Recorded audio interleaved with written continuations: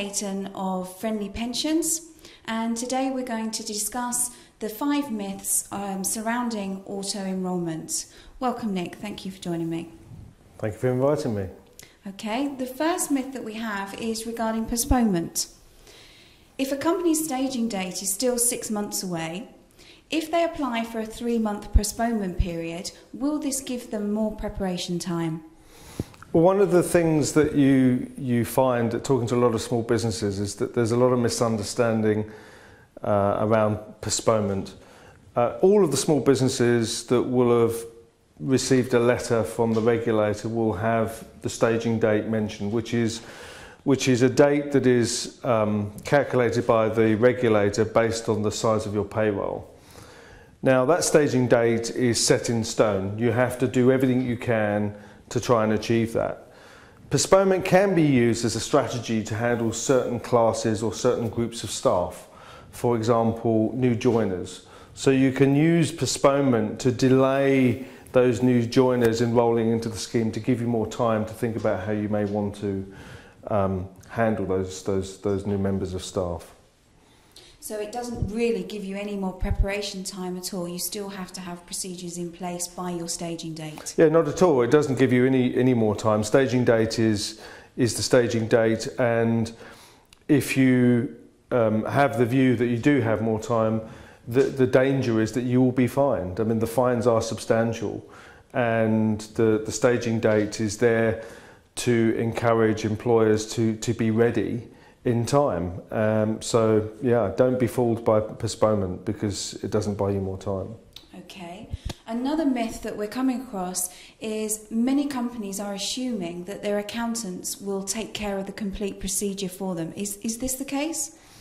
Well, it's another thing you hear all the time, where the small business owner believes that their payroll provider or their accountant is going to do most of the auto-enrolment work for them.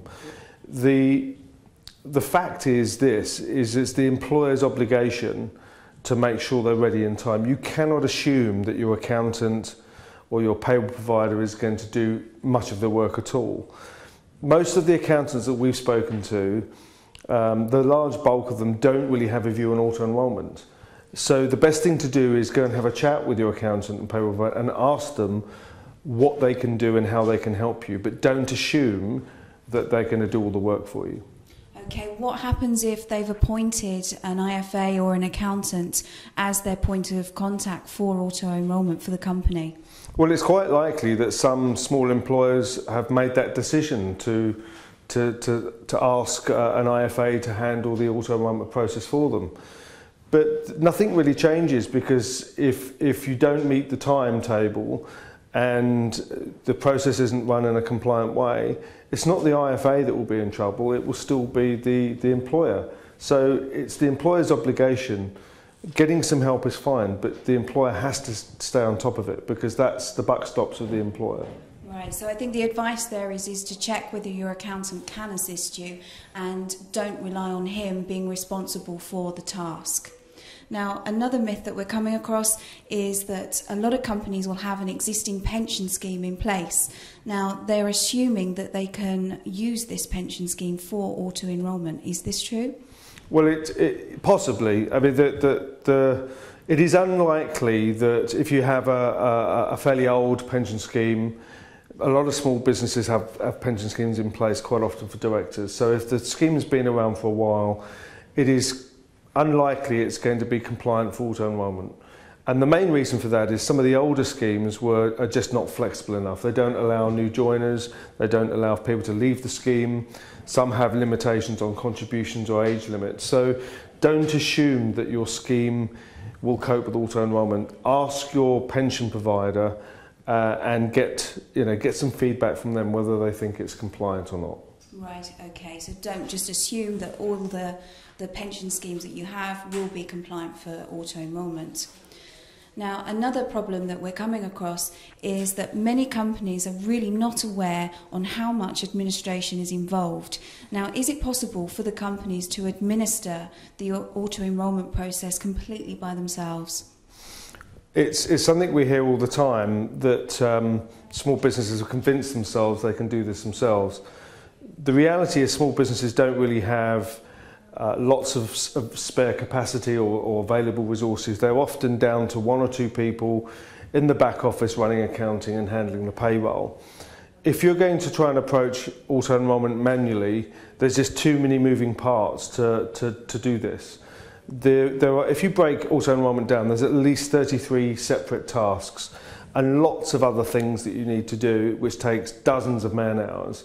So you need something in the middle. You need a system or some help in the middle of it that's going to help the small business get a qualifying pension scheme in place. What about the companies that have upgraded their payroll software to incorporate auto-enrolment? Will this not carry out the process for them?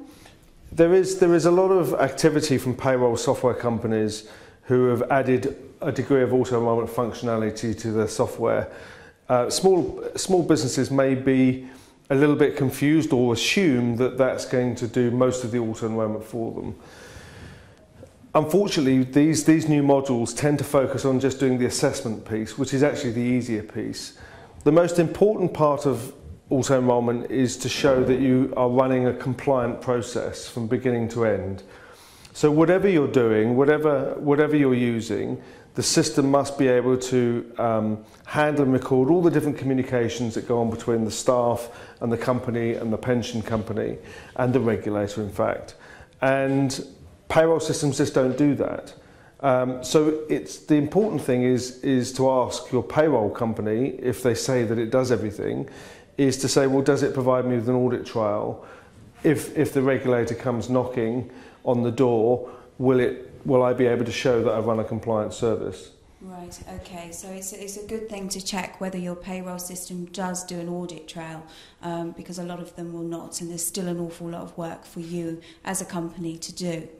Now, in respect of time, our last myth is going back to the first question with regards to 6 months for a staging date. Now, is this enough time to start the process? Should it be started beforehand?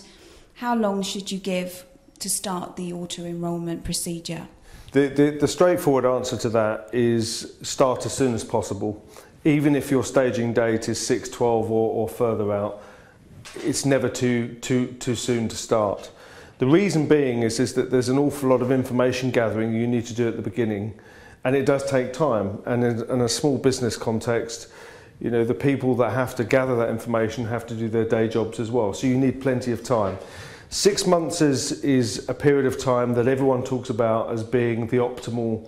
You know, if you're inside 6 months, you're leaving it a bit late and you may run out of time, and with those fines sitting there, it gets a bit, you know, interesting. But generally speaking, start as soon as possible. The other aspect, of course, is that in 2014, there were tens of thousands of companies every month looking for auto-enrolment help.